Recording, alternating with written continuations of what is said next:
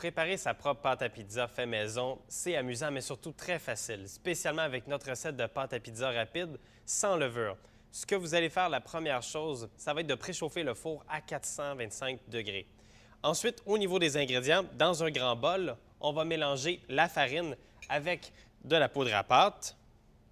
On va également ajouter du sel. C'est tout ce qu'on va avoir besoin au niveau des ingrédients secs. Avec un fouet, on va bien mélanger les ingrédients secs pour avoir un mélange homogène, comme ça ici. Alors, une fois qu'on a bien mélangé, on va simplement rajouter notre huile d'olive et de l'eau tiède. Avec une fourchette maintenant, ce qu'on veut faire, c'est de bien mélanger tous ces ingrédients-là pour former une pâte qui puisse se tenir. Donc, on prend notre temps, ça peut prendre facilement 2 à 3 minutes pour bien mélanger tout ça, incorporer la farine dans les ingrédients humides. Une fois que la farine est bien incorporée comme ça ici, ce qu'on va faire, c'est utiliser nos mains pour pétrir la pâte dans le bol comme ça et bien mélanger tout ce qui reste dans le fond du bol, comme ça ici. Ce n'est pas nécessaire de travailler la pâte pour qu'elle devienne trop lisse parce qu'on va le faire sur la surface de travail maintenant.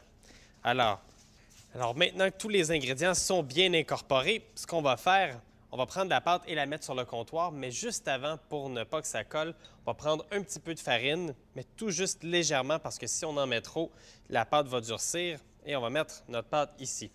Ce qu'on veut faire, c'est de la pétrir légèrement pour vraiment d'avoir une boule de pâte qui soit uniforme et lisse.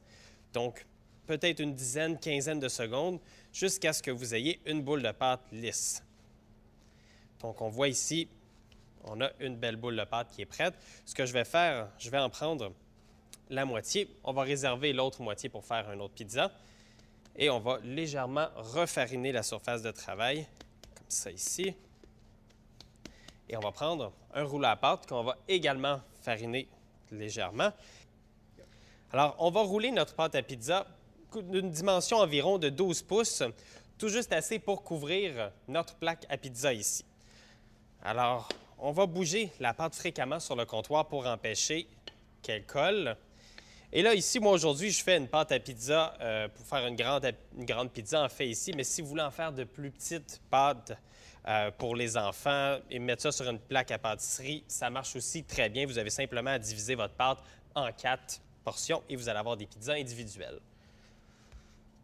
Maintenant que notre pâte est bien étalée, bien étendue, qu'on a une épaisseur tout juste uniforme, on va prendre notre plaque à pizza ici et on va tout juste légèrement badigeonner avec un peu d'huile d'olive. Ça va empêcher la pâte de coller pendant la cuisson au four. Voilà. Et maintenant, on va soulever notre pâte délicatement et venir la déposer directement dans notre plaque. Là, ce qu'on veut faire, c'est tout juste légèrement l'étirer. Pas nécessaire de faire ça parfait, que ça soit trop beau et tout ça. Juste l'étirer rapidement pour faire vraiment une belle pâte à pizza, comme ça ici. Et voilà. Il ne faut pas s'en faire si la pâte perce, s'il y a des trous et tout ça. On peut juste prendre un peu de pâte, replier par-dessus et on va avoir tout de même un beau résultat. Alors maintenant que notre pâte à pizza est bien étirée, qu'elle couvre plus ou moins la plaque, on est maintenant rendu à l'étape de la garniture, mais juste avant, on va nettoyer légèrement notre surface de travail qui est enfarinée. De cette façon-là, on va travailler dans un endroit propre. Et voilà.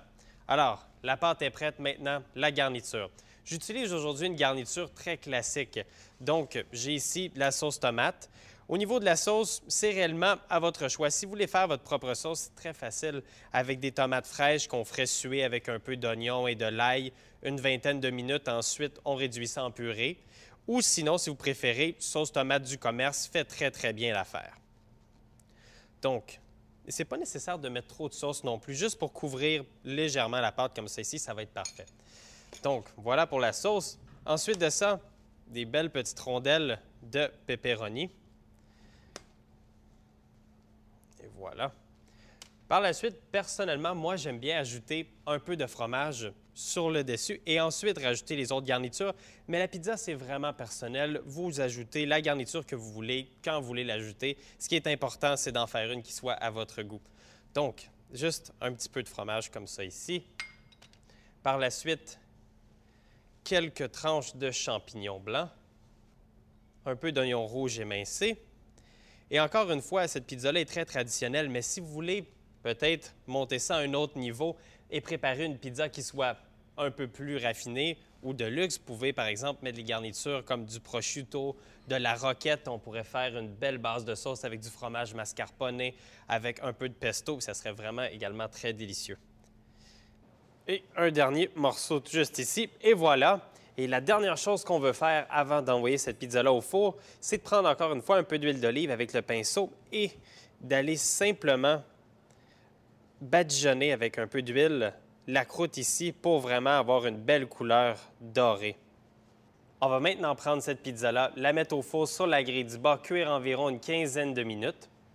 Et voilà, vous avez maintenant une belle pizza faite maison.